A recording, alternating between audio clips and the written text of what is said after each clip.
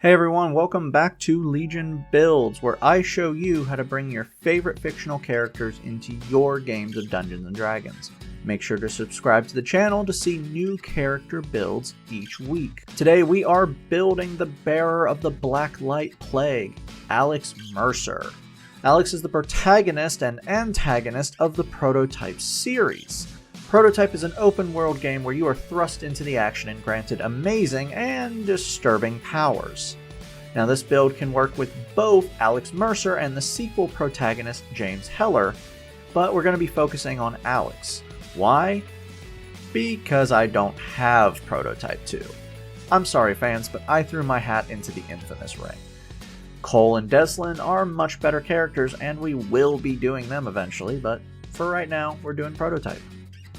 The Black Light virus mutates both Alex and James, granting them a wide variety of powers: flight, wall climbing, regeneration, and most importantly, biomanipulation.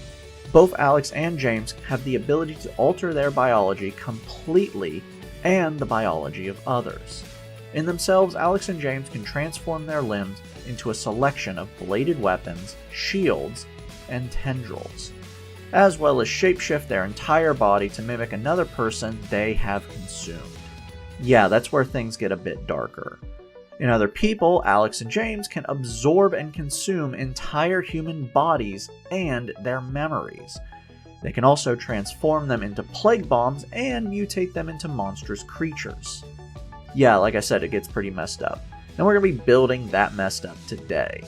We'll be using standard point array and we are multi-classing, so keep minimums in mind.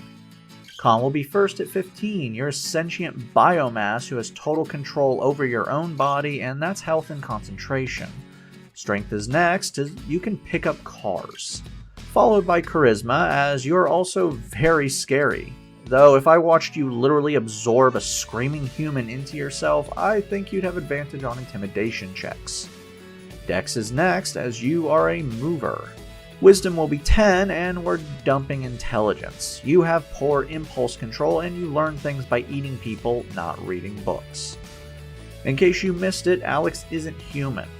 He is a sentient biomass completely made out of the Black Light virus. His clothes, his skin, all of it is actually biomass. Basically, Prototype is a more violent Plague Inc. with screaming. Custom lineage is Wizards of the Coast's way of saying make your own damn race. Place 2+ into strength and take the magic initiate feat. This lets you choose 2 cantrips and a first level spell of your choice from any spell list. We're going to be diving into sorcerer because you need the same modifier to make this work better. You can dive into other classes, but you will be using their modifier, not the spellcasting modifier we're going to be using later on. Acid Splash lets you throw a biobomb of acid at 1 or 2 targets if they're standing within 5 feet of each other, out to 60 feet from you, forcing a dex save and causing 1d6 acid damage on a failure.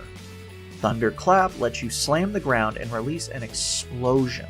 Every creature within 5 feet of you must make a con save or take 1d6 thunder damage. Now, the best part about both these spells is they will upgrade over time with your character level, to eventually having 4 damage dice.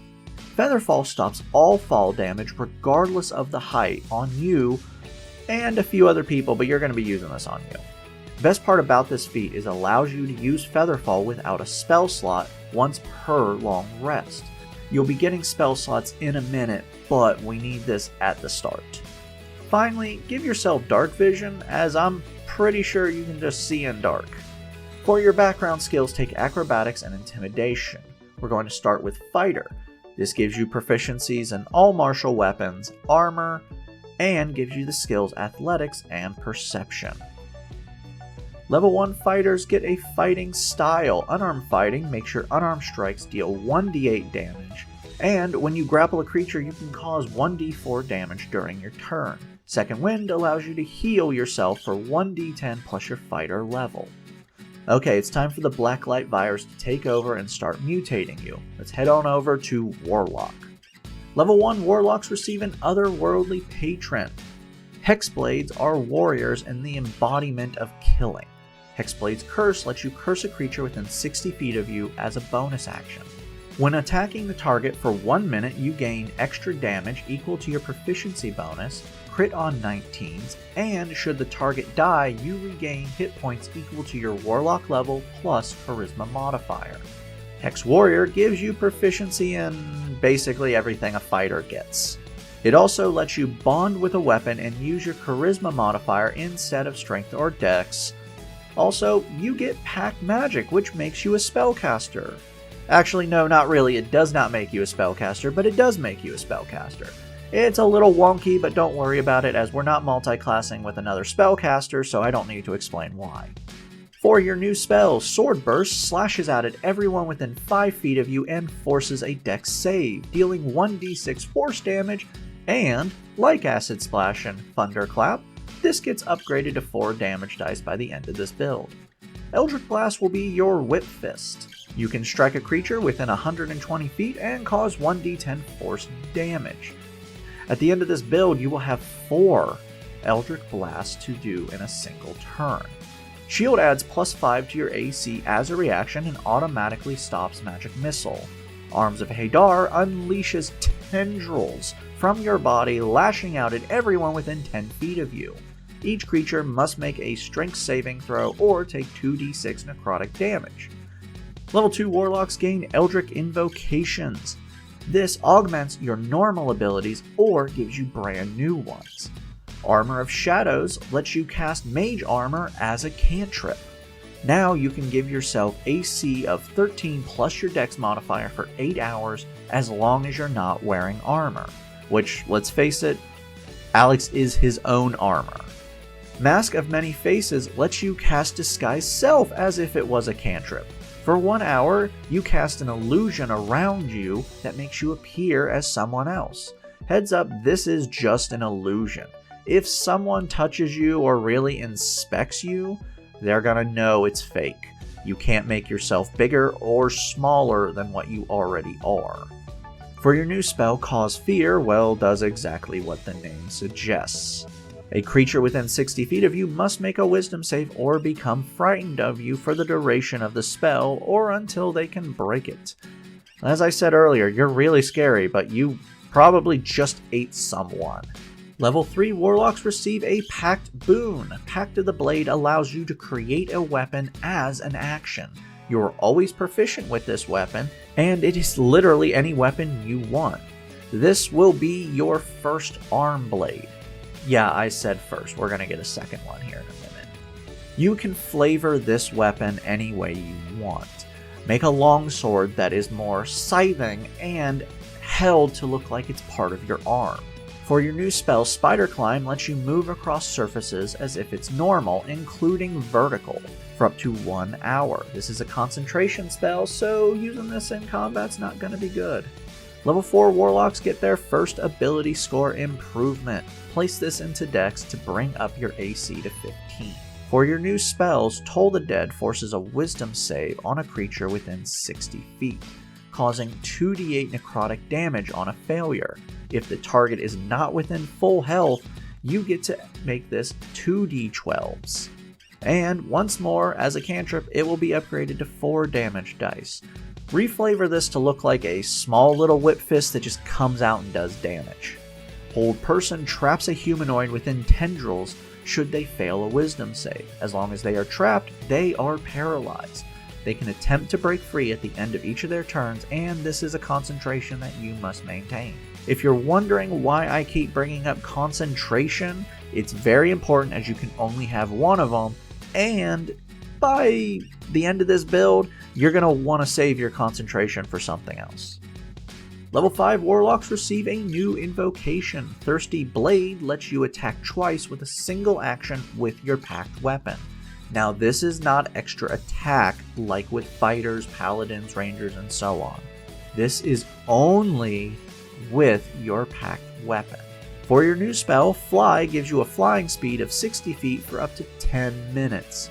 Now I want to argue this point. Technically, Alex and James don't fly, they glide.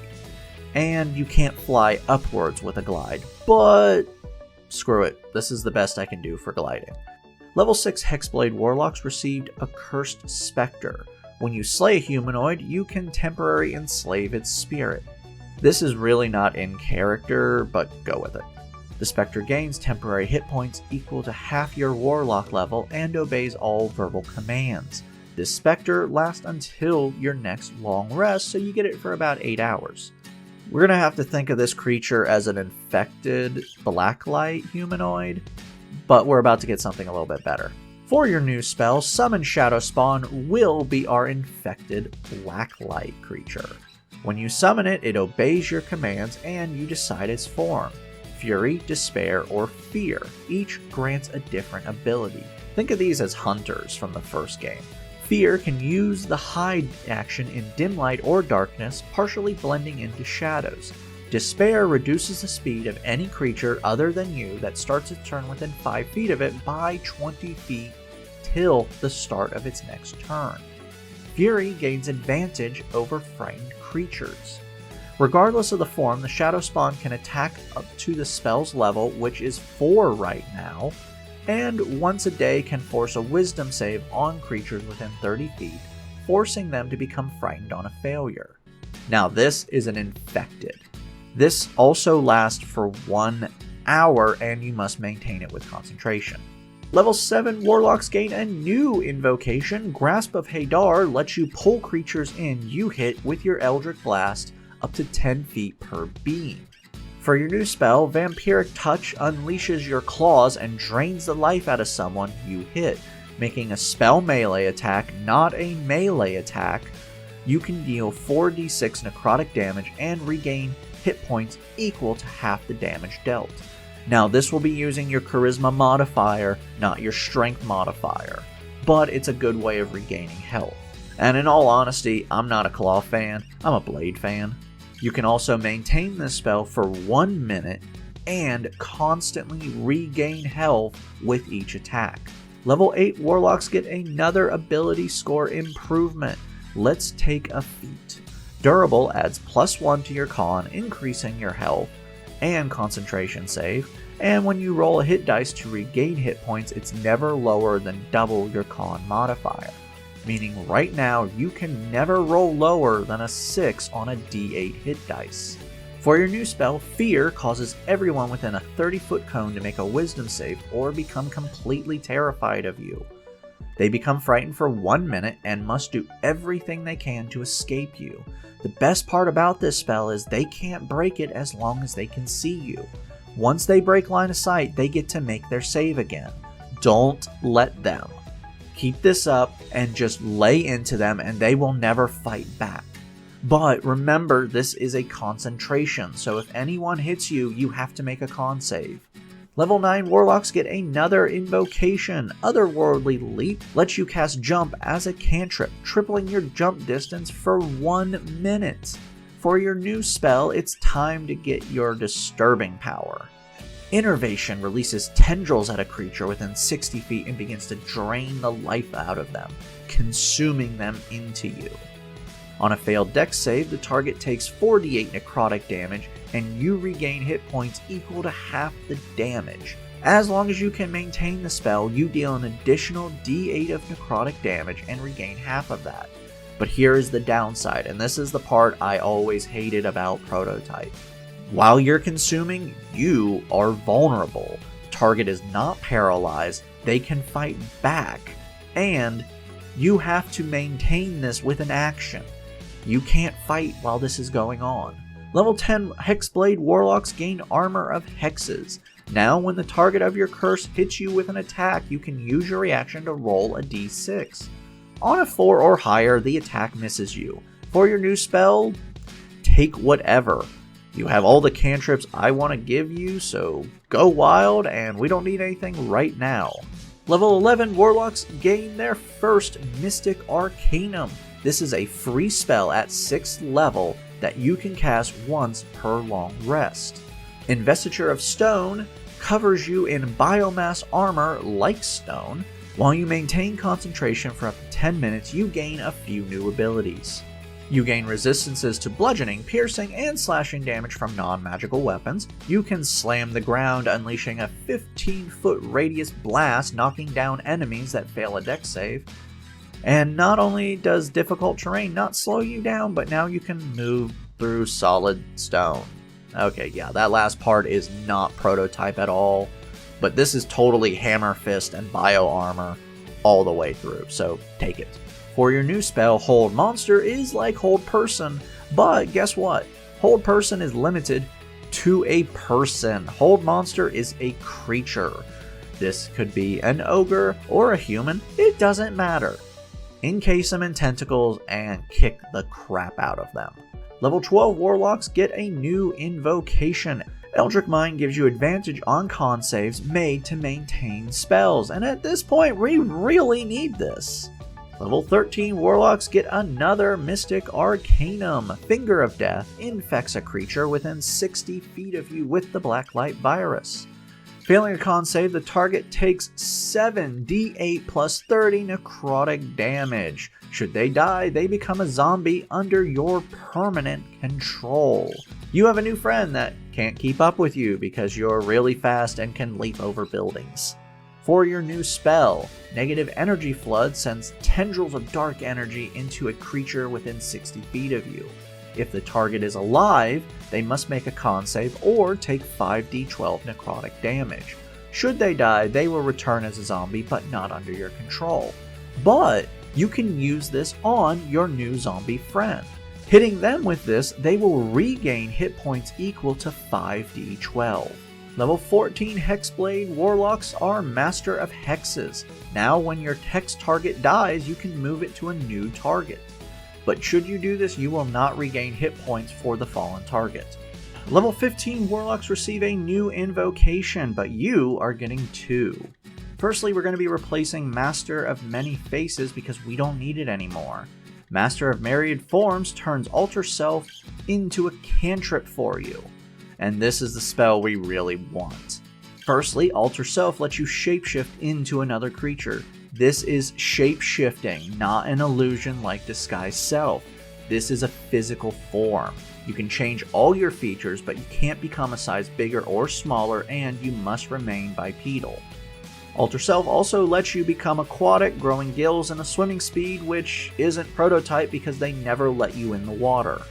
And finally, this is why you want this. This lets you turn your arms into actual weapons. Your arms can become scything blades, large claws, battering hammers, doing 1d6 plus 1 of damage type that you choose. Now, this doesn't benefit from Thirsty Blade invocation, so no extra attack with it. But the wording does lead to a loophole. The words natural weapon and unarmed strikes are used in this spell. So technically, you now have two weapons, your Pact Blade and your natural weapon. Arm blades are the coolest power in the game, and now you have two of them. That's awesome. For your brand new invocation, Improved Pact Weapon turns your Pact Weapon into a spellcasting focus and adds +1 to the weapon.